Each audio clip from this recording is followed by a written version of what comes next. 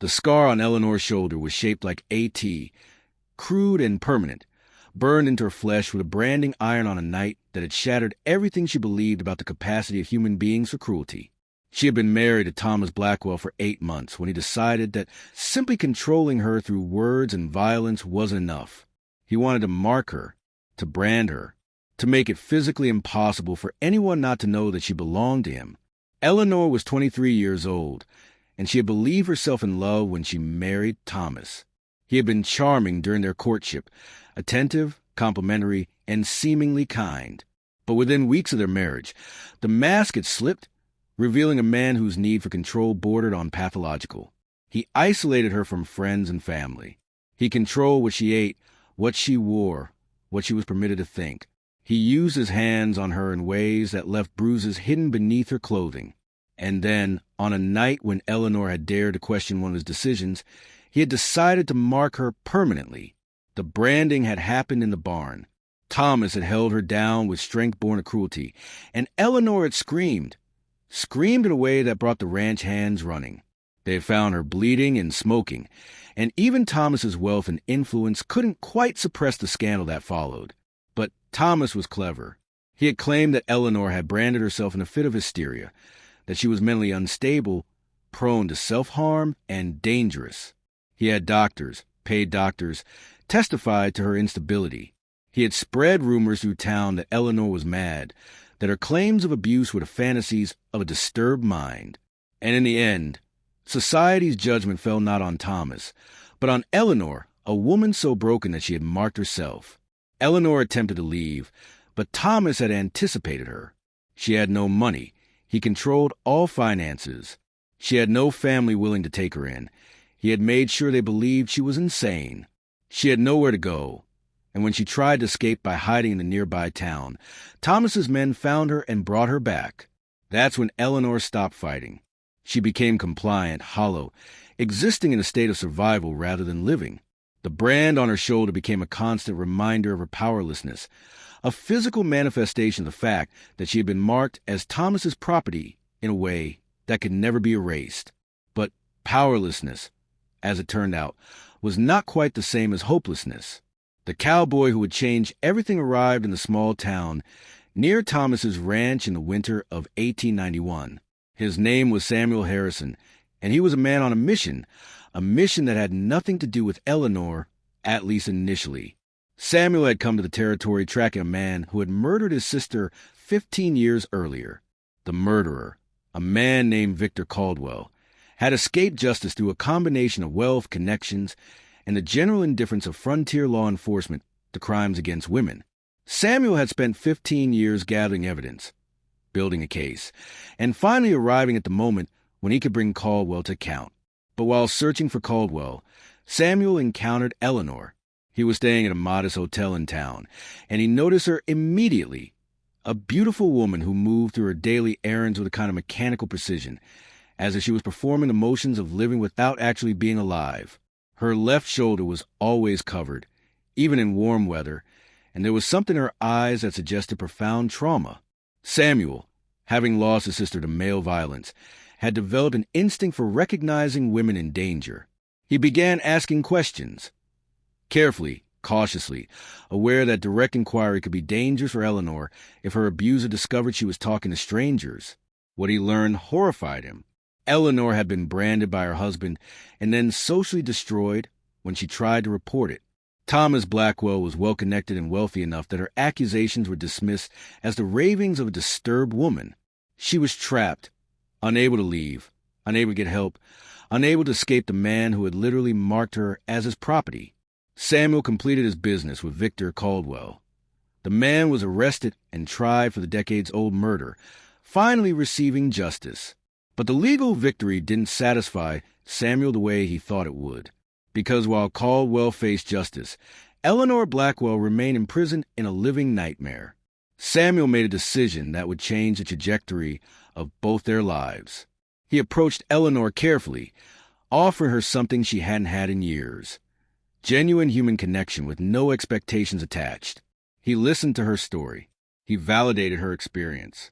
He made it clear that he believed her, that her husband was a criminal, and that she was insane.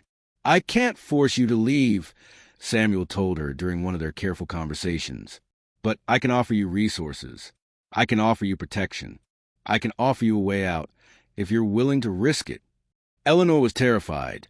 Terrified of what would happen if she tried to leave. Terrified that Samuel would be hurt because of her. Terrified that even if she escaped, society would reject her as damaged goods. But she was also tired. Tired of being marked. Tired of being imprisoned. Tired of existing without living.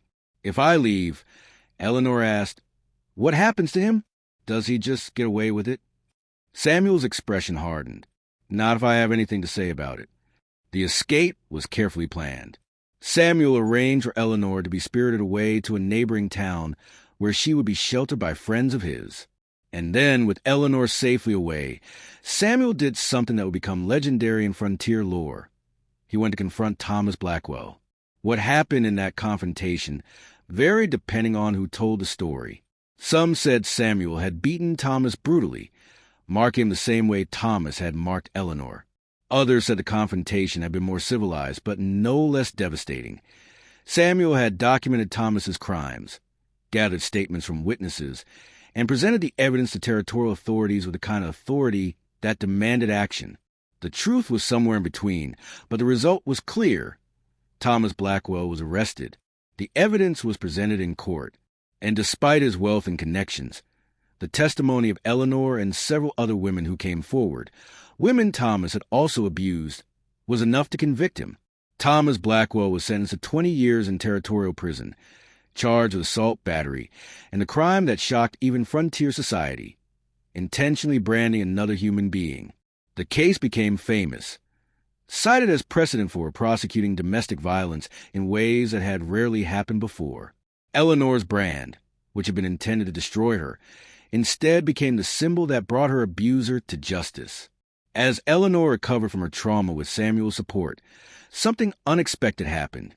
She fell in love with him, not out of gratitude, though she was grateful, but because he had treated her with a kind of respect that she hadn't known existed.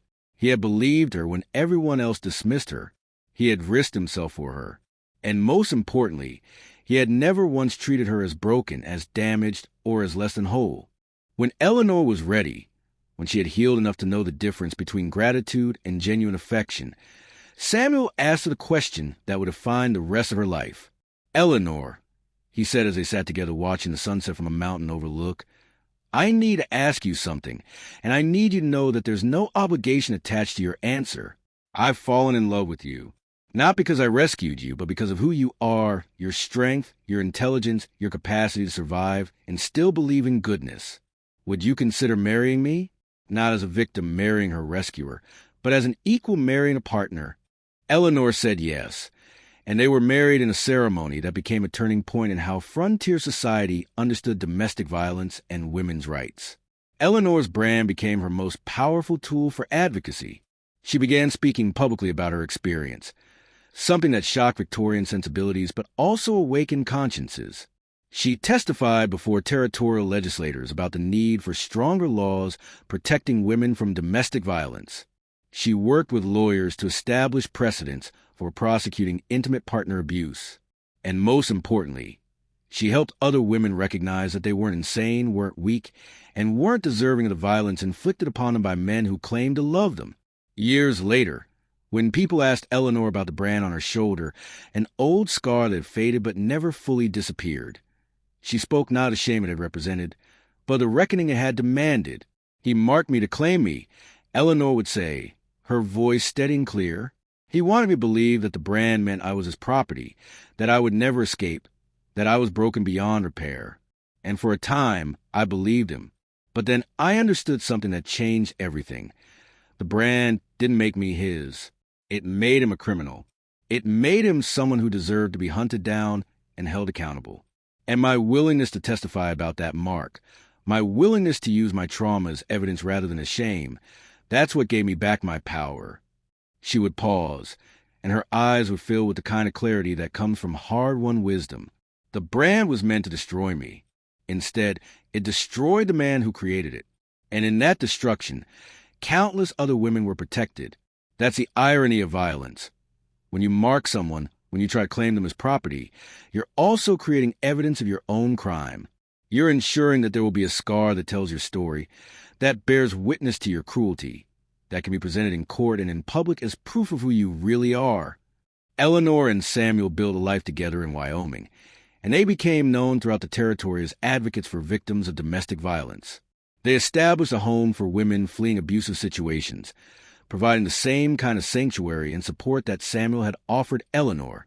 When Eleanor died at 78, the headline in the territorial newspaper read, "Eleanor Harrison, marked by cruelty, became a force for justice." And in the generations that followed, her story was told and retold, not as a cautionary tale of a woman's victimization, but as a story of how one woman's refusal to be silenced, one woman's willingness to testify against her abuser, and one man's refusal to accept injustice had created a legal and social precedent that protected thousands of other women. Her brand, which had been intended to humiliate her, instead became her badge of honor. Physical evidence that she had survived, had fought back, and had won, not just for herself, but for every woman who would come after her and finally have the legal recourse to escape the men who sought to own them.